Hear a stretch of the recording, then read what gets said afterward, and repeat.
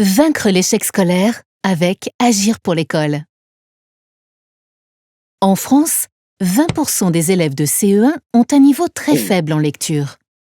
Alors que l'école les prépare à cet apprentissage dès la grande section de maternelle et qu'ils sont censés apprendre à lire au CP.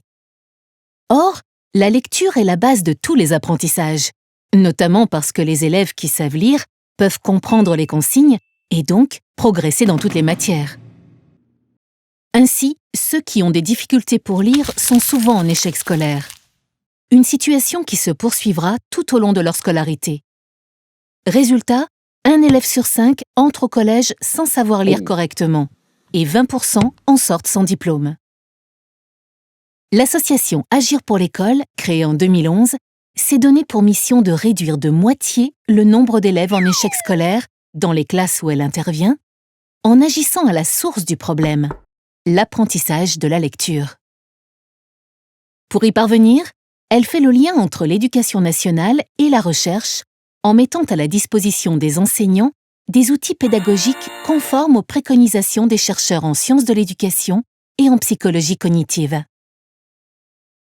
Agir pour l'école les aide ainsi à modifier leur façon d'enseigner plutôt que de proposer du soutien scolaire à côté de l'école. Son approche pédagogique repose sur 3 principes. L'individualisation, car l'enseignant divise les élèves en petits groupes selon leur niveau de lecture. Il s'adapte ainsi au niveau de chaque élève. La progressivité, car l'apprentissage de la lecture est progressif. Les élèves doivent d'abord maîtriser les sons des mots avant d'apprendre les lettres, puis de travailler la vitesse de lecture. Le temps, car on laisse le temps d'apprendre aux élèves qui en ont le plus besoin.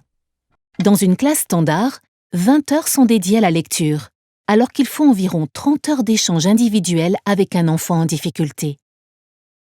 De 2011 à 2014, l'association a testé cette approche dans 150 classes chaque année, soit environ 3000 élèves par an.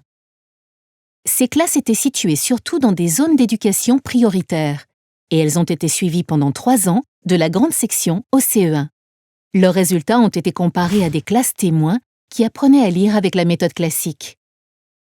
Les résultats sont très prometteurs, car le nombre d'élèves en difficulté en fin de CE1 a diminué de 30 à 50%.